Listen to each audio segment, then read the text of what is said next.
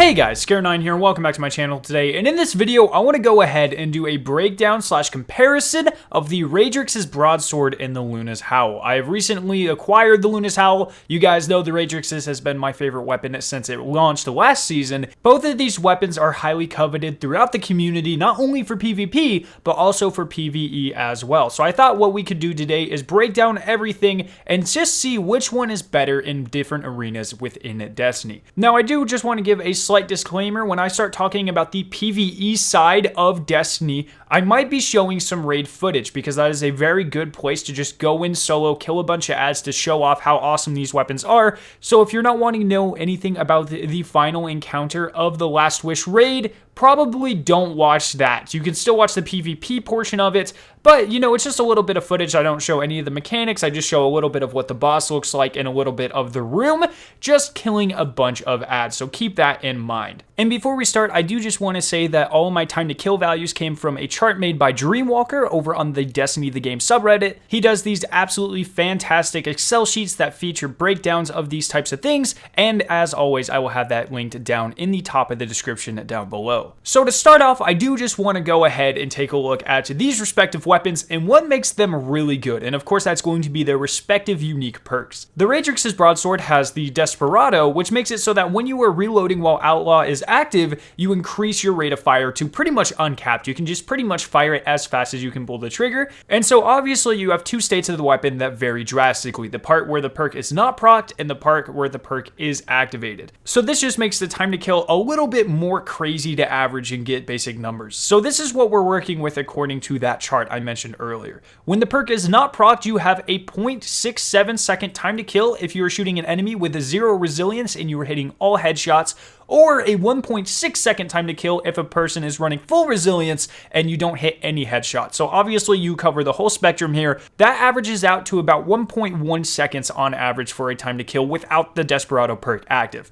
With the perk, the same spectrum goes from 0.43 seconds to 0.9, giving you an average of a 0.67 second time to kill when Desperado is active, but it can be as fast as 0.4, which is insane. Now on the other hand, we have the Luna's Howl hand cannon. Its perk is called Magnificent Howl. Rapidly landing 2 precision shots grants a short period of bonus damage until your next kill or miss. Now this time to kill is a little bit easier to narrow down. Without the perk, if you're just hitting all body shots or one critical, you have between a 1 second time to kill and a 1.67, giving you an average of 1.3 seconds to kill an enemy if you are not hitting any criticals or you're only hitting one.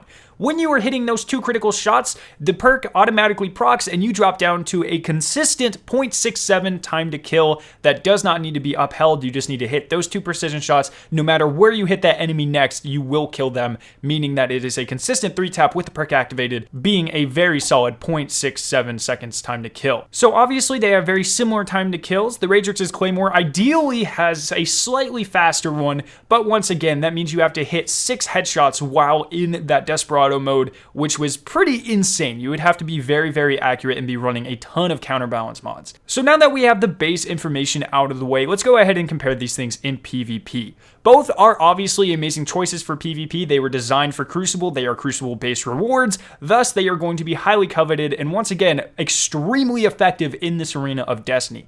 However, Crucible is in a very shotgun rush heavy state at the moment, and shorter range weapons like the Luna's Howl tend to be a tad more competitive against things like fusion rifles and shotguns just because you can use them at closer ranges, whereas like Redrix's Claymore, when you don't have the Desperado perk procced, you're going to be shooting very slowly, meaning if you miss any of those shots, you're pretty much just screwed. You just have to give up at that point. So definitely the Luna's is going to get a slight advantage there. In addition, you also have the fact that the Redrix's has a fairly mediocre time to kill when the perk is not activated, where the Luna's is always at a state where it is available to hit that 0.67 time to kill no matter what. If an enemy has full health, you hit them with 2 shots, they are going to die from that 0.67 if those 2 shots are critical hits. Meaning the Luna's, in addition to being just better at close range in general, is also more ready to get that faster time to kill. So even though the Redrix's does have that ideal time to kill of 0.2 seconds faster than the Luna's Howl, it's much harder to consistently get procced because you have to rely on killing an enemy first, whereas the Lunas, everything you need to kill that enemy quickly is housed within that enemy's head itself, meaning you can pretty much always proc that perk, meaning it is much more reliable. In addition, some of the best shotguns and snipers are featured in the kinetic slot, meaning that you could use both the Lunas Howl on something like the Chaperone or the Supremacy, whereas these weapons would take the same slot as the Redrix's Claymore, so you cannot run those at the same time. Now, the argument could be made there's a lot of really good energy weapons as well. You have things like the Telesto, etc. Those are perfectly good arguments. I prefer the kinetic slots. A lot of people do like the energy ones, so that is going to come down to personal preference. At the end of the day, though, it'll of course come down to what can actively do better in this type of environment. And like I said, it's a lot of shotgun rushing, it's a lot of fusion rifle rushing, and the Luna's just being more consistent with its perk and its faster time to kill, and its shorter range is definitely going to be able to compete more in this meta against things like shotguns. So because of that, I definitely think the Luna's is going to be a better PvP weapon. Now, on the other side of Destiny, in the PvE arenas, it is equally as important to see how these weapons stack up against each other in things like raids or nightfalls or things like that, just because you're always looking for the best weapons. Now, both of these weapons have perks centered around getting increased damage and time to kill and things like that. That is going to translate extremely well over to the PvE arena of Destiny, just because it's all about killing as much shit as quickly as you can, and both of these things do that greatly. Now, when it comes down to it, I personally think that this will come down to which weapon is able to utilize its perk more consistently, which one is more reliable in PvE, because that will translate to more damage being dealt and more ads dying, and that is just pretty much as far as it goes for me.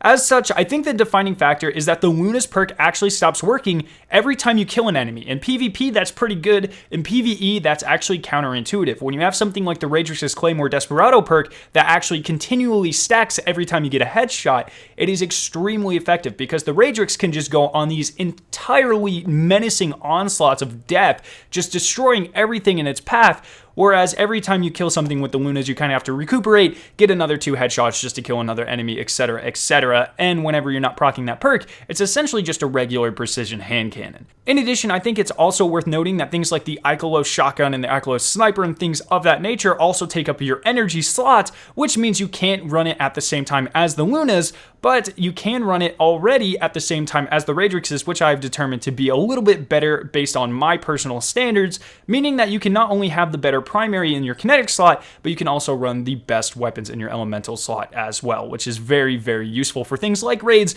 where you're consistently needing to do just a ton of damage. But yeah, at the end of the day, in my personal opinion, looking at all of these facts and all of the evidences that I've provided, I think it is pretty easy to see that the Lunas is going to be more consistent and all around better, at least right now in the Crucible with the state that it is in now, and that the Redrix's Broadsword is going to be better in PvE just because of its killing potential. So let me know what you guys think about these two weapons down in the comment section below. At the end of the day, that's where I'm going to leave it, but it does come down to personal preference. So once again, let me know what you think down in the comment section below. I hope you guys did enjoy this video. If you did, make sure to leave a like rating and to share it with your friends. If you're interested in watching either of the 2 videos on screen, you can click their respective annotations to be taken to them. If you're brand new to my channel, make sure to hit the giant version of my logo on screen to be subscribed to my awesome Destiny 2 videos and live streams. Thank you guys so much for watching today, and I will see you in my next video.